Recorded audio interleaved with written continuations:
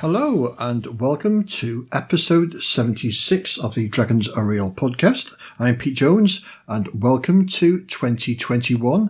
I hope you are all doing well and enjoying this new year. And we're back for another series of episodes. But before we go on to today's main topic, I just want to make a big shout out. Froth is back.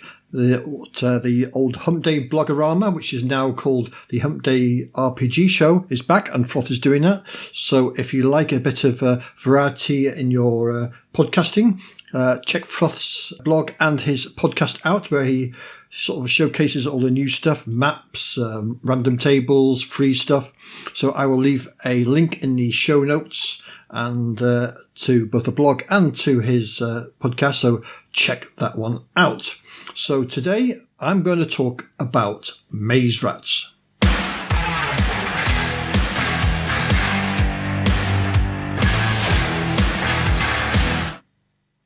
So Maze Rats is a cheap RPG available off drive-thru. It's $2.99, 12 pages long in that wonderful landscape mode that I know John Allen Large from the Red Dice Diaries loves so much. But it hates any paper, John, so you haven't got to store it on your shelves. And as I said, it is by Ben Milton. Now, I believe Ben wrote this to introduce his students at the school where he works into role-playing games. And if you haven't heard of Maze Rats, it's a simple little game, but even if you don't play the game, I recommend you pick this one up. And I'll tell you why as we go on. So, page 1 is how to play the game. And basically, Maze Rats is for fantasy adventures, and it's a nice simple game. The mechanics are a 2d6 system where you roll a 2d6, add them together, and add any modifiers you get from your character sheet. And if the result is 10 or more, you succeed. Otherwise, you don't get what you get. And that is the core mechanic of the game. He's also got some advantage and disadvantage rules in, which are nice and easy. Advantage, you roll 3d6 and keep the highest 2. Disadvantage, roll 3 dice and keep the lowest 2. Simples. To help the new GM along, and these are really designed for new GM and new players, to help the GM along, we've got NPC reactions. So anytime the players come across a monster or NPC, roll a d6, and they're either hostile, wary, friendly, or helpful. So nice and easy. Now, let's talk about combat, because we all love a bit of combat in our games. So, you have two sides. Both sides roll a d6, and whoever rolls highest gets the initiative and goes first. Now, armour in this is a base of 6, and you get either +1 or +2, depending whether you're light or heavy armour, and that is the target number that the attacker is trying to beat, is your base armour. And likewise, if you're attacking something else, you're trying to beat the base armour of your opponent. And again, it's roll 2d6 as your attack bonus, and if it exceeds the target's armour, then it's a hit, and the damage you cause to them is a difference from your roll to what their armour class is. So if their armour is 8 and you rolled a 10, then you are dealing 2 damage to that person. Heavy weapons add a +1 to the damage, and unarmed attacks are -1. And he's also threw the old critical in there. If you roll a double 6, then you double the damage that you cause. And in best way of the games, once you get to 0 or less health, you're gone, you're dead, and you're creating a new character. There are 7 levels to the game, and you gain 1 to 3 XP per session, and depending on how many XP you've got, and it starts off at 2 XP for the first level, and then up to 42 points for 7th level. So it's not a long game by any stretch of the imagination. Page 2 takes us on to character creation, and character creation couldn't be simpler. So basically, you roll a d6, and that will give you your array of stats to choose from. There are 3 abilities. You have strength, dexterity, and will, that's it. And they combine to add up to +3. And you roll a d6 and pick one of the lines, and that will tell you how much you get in each. So for example, you might have +0 strength, +2 dexterity, and +1 will. And you are going to add these to your rolls when you want to do things. So those are your bonuses. Your starting health begins at 4 health points. At each level, you gain another 2 health. So you are not super strong. And yes, this is going to be a pretty lethal game. Once you've got your health, you choose a starting feature. You get a choice of 1 of 3 features. You can add a +1 attack bonus. So that is the fighter type. You can have a single spell slot, which allows you to cast 1 spell per day. And that is going to be randomly generated. Or you can choose a path from 4 options, which gives you advantage on related danger rolls. And these 4 classes that are 4 paths that you've got to choose are a scout type, a thief type, an acrobatic type, and a ninja type. And then everything else from there on is rolled on random tables. And random tables are the heart of Maze Rats. And they're what I would call 6x6 random tables. You roll 2d6. The first d6 indicates which of the 6 tables you roll on, and the second d6 is picking one of the 6 items from the table. And they're laid out very nice and simply, so it's easy to roll. So for characters, you start off with 6 items, and you roll 6 times on the table to get your 6 items.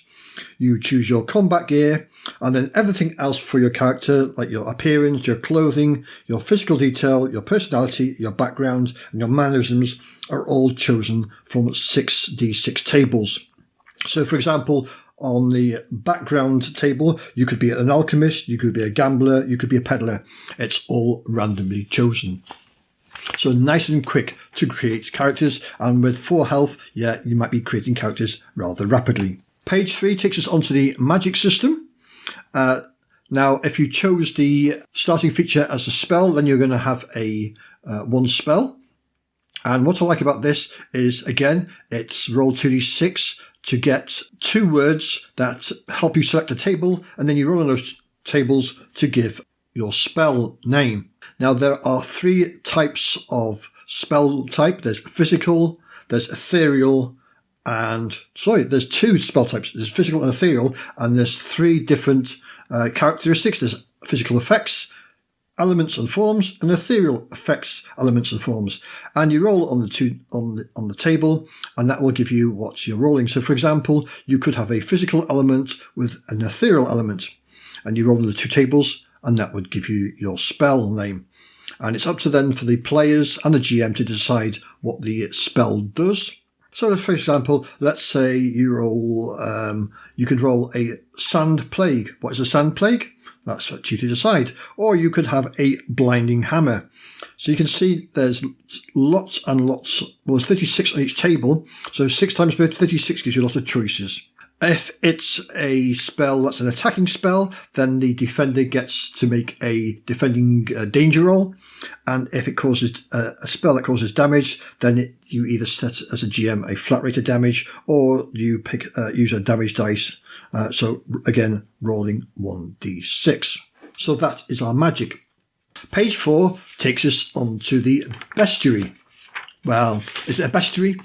Again, it's random tables, yes. So creating your monsters, each monster, there is no monster list, so you're going to create some monsters, and basically you're rolling on some random tables again to create your monsters. And then once you've got your monsters, each monster has the following stats. They have health, which can vary between 1 and 6 dice, depending on whether they're weak to colossal. Then you choose their armour, which can be from 6 to 10, depending whether they're unarmoured to nigh impervious. Then there's an attack bonus, which ranges from +0 to +4, and that's whether they are untrained to lethal.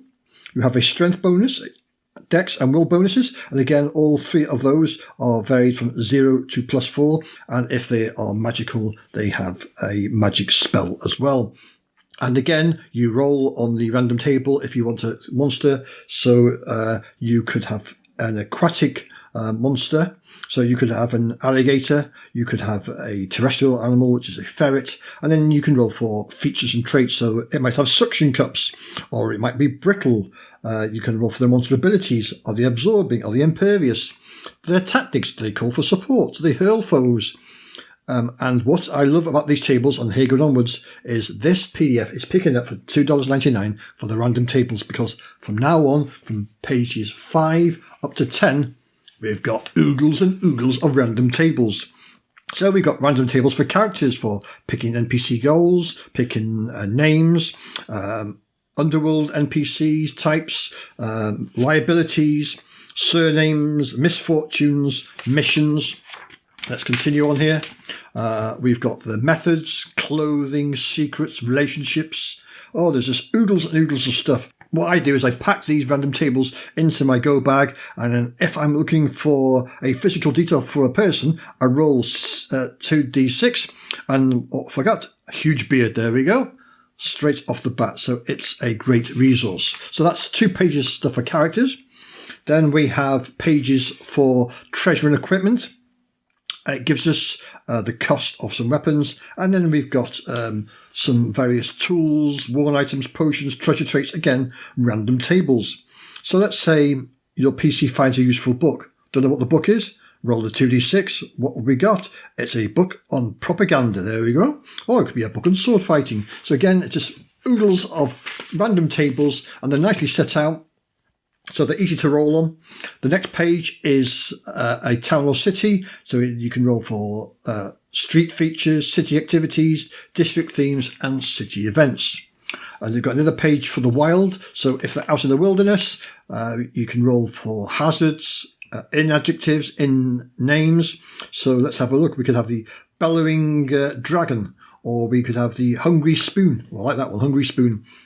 So again, lots of random tables for the wilderness, and then one for the dungeon. So some random tables on rooms, hazards, trap effects, room details, dungeon tricks. And even if you're not using them in the game, use them for your prep. So you're designing your dungeon, and you want a dungeon entrance, you're not sure what to have, roll, and what have we got? It's a huge keyhole. So some great loads. As I say, each of these tables, and there's sort of 12, sort of 9 to 12 tables per page, and each one's got 36 choices. So lots and lots of choice there. And really, for $3, you just can't go wrong on picking this up for the random tables alone. Then the last 2 pages, we've got a sample game, a GM's guide how to run it, and building the world, some advice on building the world. So it's a very simple game, great for introducing newbies to the game, and I would think also great for introducing new GMs to take a stab at dungeoneering. There's so much help in this 12-page PDF. I can't recommend it enough. So that is Maze Rats by Ben Milton.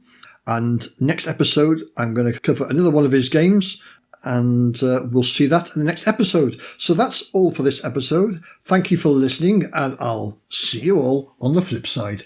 I just want to mention before I do see you on the flip side, don't forget, if you want to call in, give me a message via anchor.fm, and you can leave a message.